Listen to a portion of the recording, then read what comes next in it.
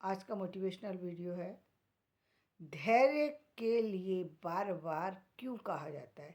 हर हर व्यक्ति, हर कार्य में, हर चीज़ में लोग कहते हैं धैर्य रखो, जबकि पता है कि एक निश्चित समय पर रिजल्ट आना है, लेकिन फिर भी ये बात कही जाती है कि धैर्य रखो।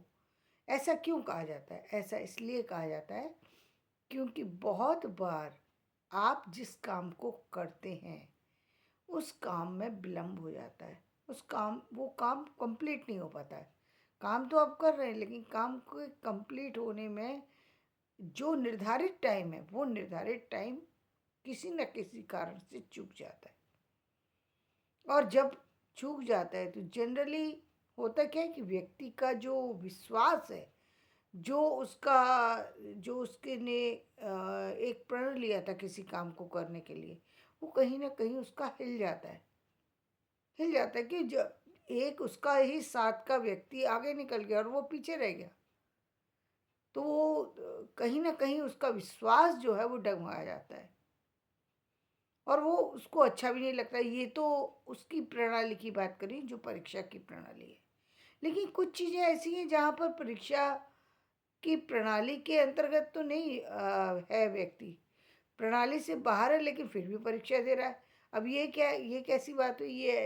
ये इस तरह की बात हुई जैसे परीक्षा की प्रणाली में हम क्लास के काफ़ी सारे स्टूडेंट के साथ मतलब अपनी हम उम्र के साथ चल रहे होते हैं, लेकिन कुछ एग्ज़ाम ऐसे होते हैं जहाँ पर हमारे साथ वालों लोगों को नहीं पता कि हम क्या कर रहे हैं, लेकिन परीक्षा दे रहे हैं एक किसी भी चीज़ की, या किसी चीज़ के लिए हम तैयारी कर रहे हैं, किसी इंटरव्यू के लिए आप बार बार जा रहे हैं, और इंटरव्यू के खास उसमें जाने के बाद आप उसमें सफलता नहीं पा रहे हैं।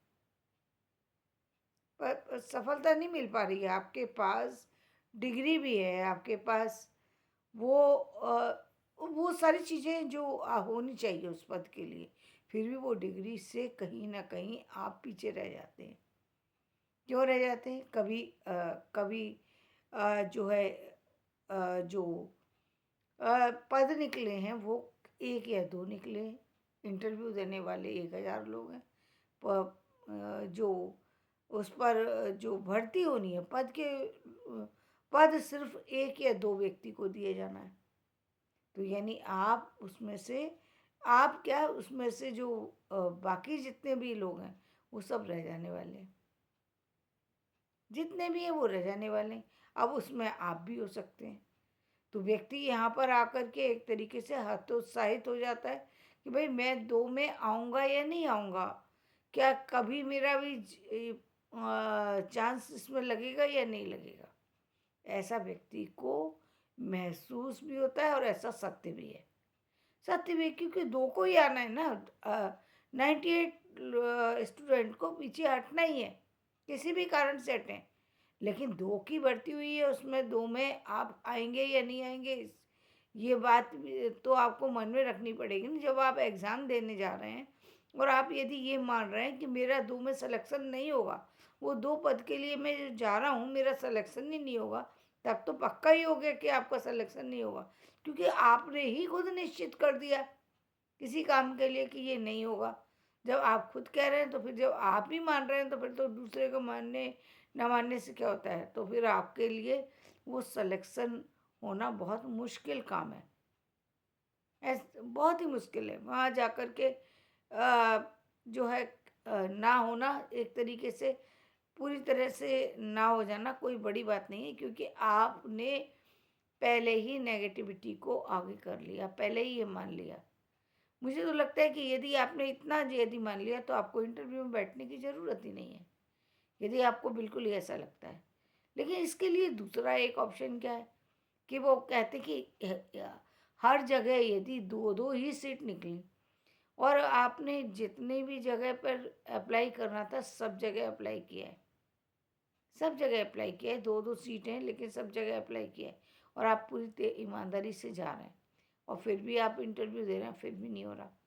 तो क्या हमको उस नेक्स्ट इंटरव्यू के लिए जाना चाहिए, या नेक्स्ट इंटरव्यू से पीछे हट जाना चाहिए।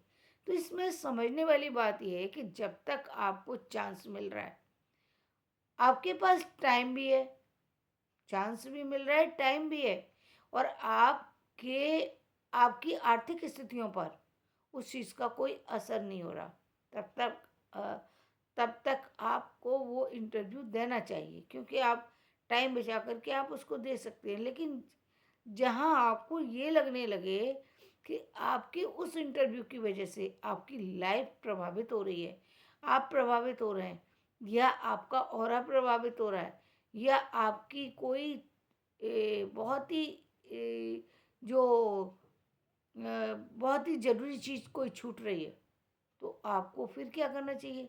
निश्चित रूप से आपको उस इंटरव्यू से हट जाना चाहिए, क्योंकि यहाँ पर आपकी काबिलियत में कोई कमी नहीं है। लेकिन आपको वो चांस उस समय नहीं मिल पा रहा, इसमें आपका भाग्य का भी खेल हो सकता है। बहुत बार ऐसा होता है, भाग्य का खेल होता है, बहुत बार नज़र दोष होता है, बहुत बार आपके आपके और बहुत सी चीज़ें होती हैं, जिसके कारण से चीज़ें होते-होते रह जाती हैं, या आपकी तैयारी में कोई कमी है तो आप उस तैयारी को फिर से कर सकते हैं। लेकिन यदि तैयारी वगैरह सब सही है फिर भी नहीं हो रहा, तो फिर हम यही कहेंगे कि मतलब आपसे पहले जाने वाला व्यक्ति सेलेक्ट हो गया और आइए आप तक वो नंबर ही नहीं आया इंटरव्यू का, या इंटरव्यू का नंबर आया तो केवल खानापूर्ति हुई। आपको मालूम है कि एक कैंडिडेट पहले गया था, वो बहुत इंटेलिजेंट था और उसका सिलेक्शन हो ही जाना है, क्योंकि उसने इंटरव्यू बहुत अच्छा दिया। ये जनरली ये बात पता लग ही जाती है जब आप इंटरव्यू के लिए जाते हैं, वहाँ पर बैठे होते हैं, और कई बार आपका जो आंसर होता है वो दूसरों से हटकर कुछ इस तरह से होता है कि सामने वाला खुद चकरा जाता है कि ये कह क्या रहा है व्यक्ति, कहीं ये बात तो बिल्कुल विपरीत कर रहा है, जो बात करनी थी ये तो उससे अलग हट के कर रहा है, ऐसा भी होता है। तो कई बार आप सही भी होते हैं लेकिन सामने वाला आपको समझ नहीं पाता, इसलिए भी आपका सिलेक्शन नहीं किया जाता। तो यहाँ पर किसी भी तरीके से पहली बात आपको अपनी काबिलियत पे शक नहीं करना, क्योंकि यहाँ पर कोई काबिलियत वाली कमी नहीं है आपके अंदर, आपकी योग्यता में भी कमी नहीं है। लेकिन फिर भी आपको कमी कहाँ क्या है? कमी ये है कि आपको चांस नहीं मिल पा रहा, पद ही 2 हैं, इसलिए आपको चांस नहीं मिल पा रहा। तो अब आपको क्या करना है? आपको निश्चित रूप से किसी दूसरे जॉब के लिए, किसी दूसरे पद के लिए अप्लाई करना है, जो उसके बराबर का हो, या क्योंकि एक लंबे कुछ समय तक तो आप देख सकते हैं, इंटरव्यू दे कर के कुछ समय तो आप अपना चांस ले सकते हैं, या आपको स्टडी करनी है और स्टडी में मान लीजिए आप फेल हो रहे हैं, तो आप ठीक है, आप 2 बार दे दीजिए, 4 बार दे दीजिए, 6 बार दे दीजिए।